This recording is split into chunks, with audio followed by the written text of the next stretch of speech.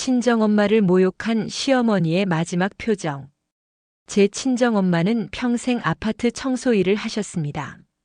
아버지가 일찍 돌아가신 뒤 엄마는 새벽마다 건물 복도를 닦고 계단을 쓸며 저를 키우셨습니다. 겨울이면 손이 갈라졌고 여름이면 땀에 옷이 흠뻑 젖었습니다. 하지만 엄마는 단 한 번도 힘들다는 말을 하지 않으셨습니다. 엄마는 괜찮아. 너만 잘 되면 된다.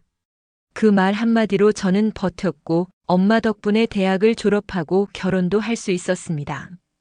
하지만 시어머니는 엄마의 직업을 알게 된 뒤부터 엄마를 은근히 무시했습니다.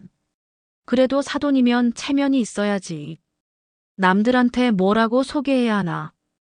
저는 들을 때마다 마음이 아팠지만 엄마에게는 차마 말하지 못했습니다.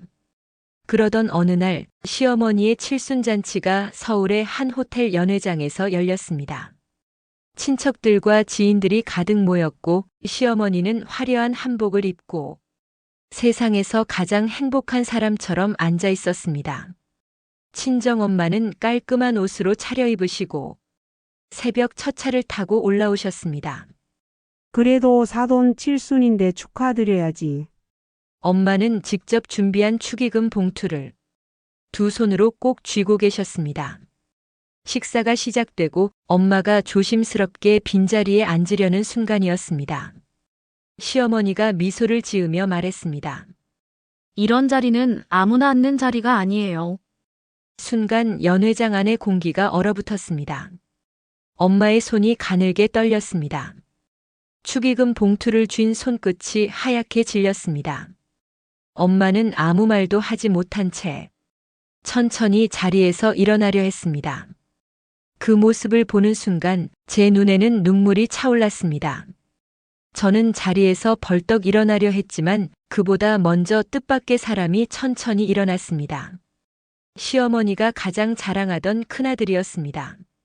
미국에서 성공한 사업가로 시어머니가 늘 우리 집의 자랑이라고 말하던 사람이었습니다. 그는 어머니를 똑바로 바라보며 차분하게 말했습니다. 어머니, 저도 미국에서 유학할 때 새벽마다 학교 청소를 하며 학비를 벌었습니다. 연 회장은 술렁이기 시작했습니다. 그는 말을 이어갔습니다. 그때 제가 가장 존경했던 분들이 바로 청소 일을 하시는 분들이었습니다. 그리고 친정엄마를 향해 정중히 고개를 숙였습니다. 사돈어른 같은 분이 계셨기에 따님이 훌륭하게 자랄 수 있었고 지금의 우리 가족도 존재할 수 있습니다. 마지막으로 그는 단호하게 말했습니다. 직업은 사람의 가치를 결정하지 않습니다. 사람을 존중할 줄 아는 마음이 품격을 결정합니다. 순간 연 회장은 완전히 조용해졌습니다.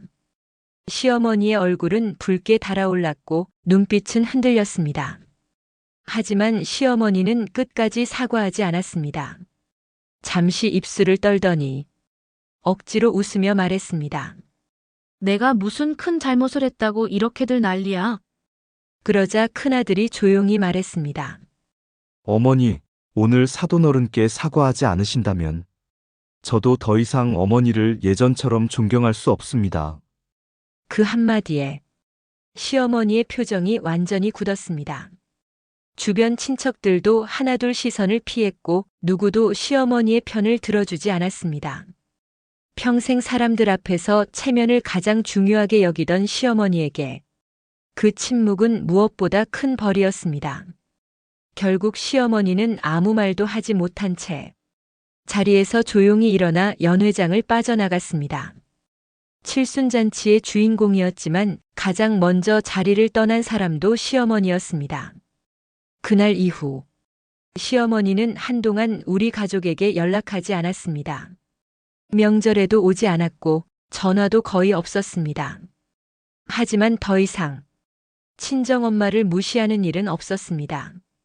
직접 사과하지는 않았지만 사람을 깔보는 말 한마디가 결국 자신에게 더 큰 상처로 돌아온다는 사실만큼은 분명히 깨달은 듯 했습니다.